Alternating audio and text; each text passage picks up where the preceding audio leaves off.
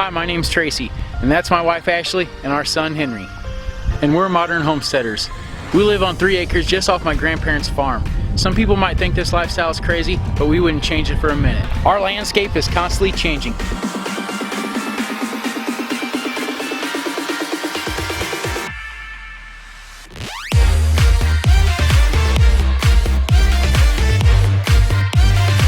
Let's take a step back and let me show you how we got here. This is 1 year on a farm.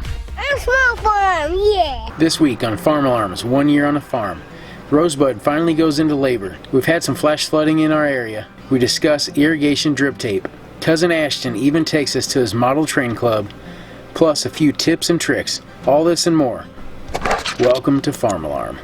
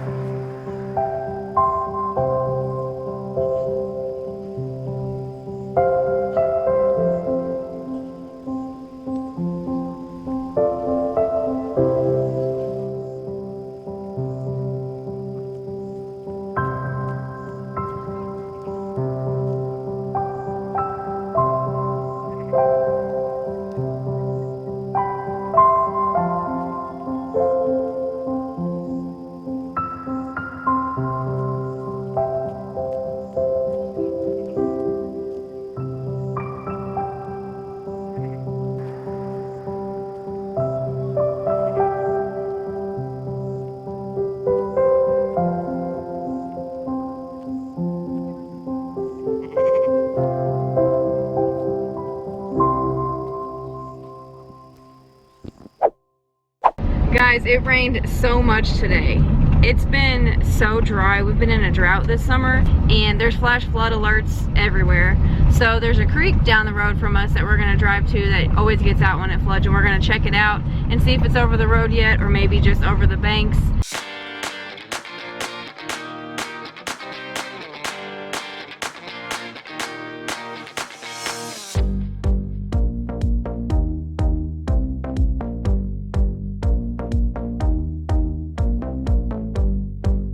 So it doesn't look like the creek is as full as we thought it would be. It still has probably about 10 foot before it's actually out of its banks and flooding over the roads and stuff. So the weather guesser wasn't quite right with flash flooding, at least not here. So we'll see how tomorrow goes. Who knows, it could be up a little more, especially if it rains anymore. Even though the creek didn't get out, you can see behind me in the bean field there's still lots of standing water.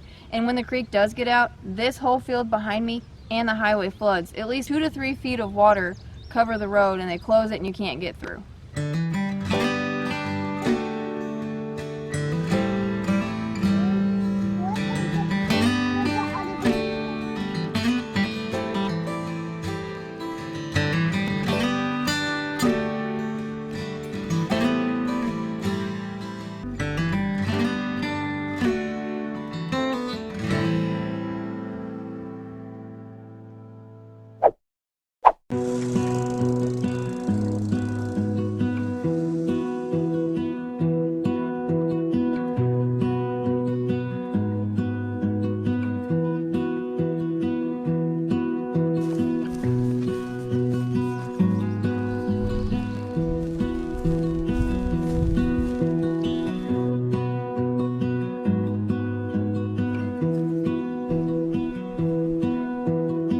Today I wanted to show you about what we're going to do with our blackberries. You can see here in the background we've got a brand new row that we just put in last year, a great addition to our other 4 80-foot rows of blackberries. So now we're growing 5. Ashley says we can't grow any more, but this year we actually are starting a U-pick patch, so we'll see what happens, but we are running out of space too. So what we're going to do is we're going to lay some of this Chapin Jane 5/8 irrigation drip tape down. And this stuff works good. We've used it over the years. We've used it probably since day one. So I think since about 2013 we've been growing these.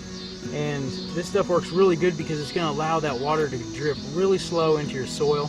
So we're going to go ahead and stretch this out right along down the side of the road. Then we're going to weave it in and out of these blackberry plants and get it hooked up and get the water coming to it.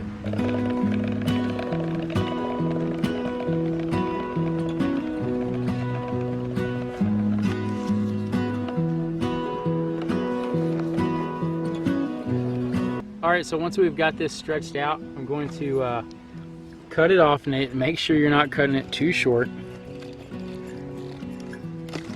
So the really cool thing about this stuff is it makes its own end. So what you want to do is, let's say, cut about 4 inches off the end of what you just cut off, right? And then you're going to take this end that's left, you're going to fold it over again. Then kind of taco it just a little bit. Don't put any salsa on it. Spread this piece open.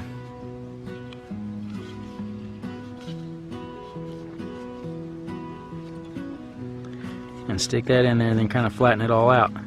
And that creates a perfect seal, and it's not going to spray out, or it's not going to pop off there. It's not going to leak or spray out. Because it's got holes throughout the whole thing, it's going to constantly leak. So that's your end. So ideally we should have had this done about 3 months ago when there's actually no leaves on any of these plants. It makes it way easier to get it in there, but you know, we've been behind, just so busy here on the farm, and we wanted to get the straw down actually before we got this irrigation tape on. So next thing we're going to do is we're going to just weave this in and out and try to make it as straight as possible, because you really don't want to try to get a bunch of kinks in it, because that will inhibit the water from making it all the way down to the end.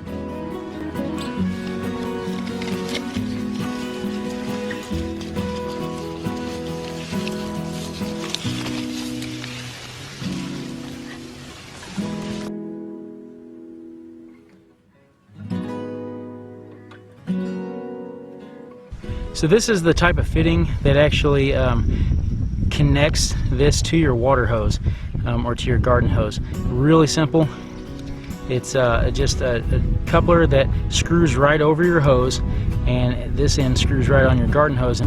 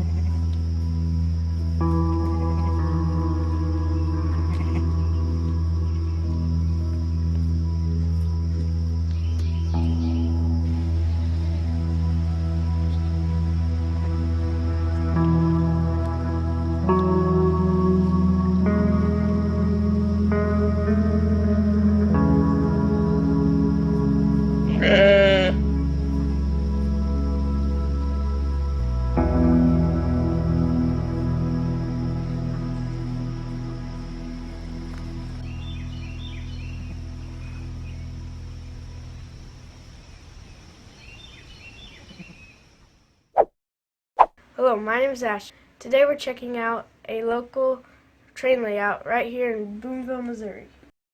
And right here there's an HO scale train layout right here. And this section right here, a husband and wife built. And on this paper you can look for all the stuff.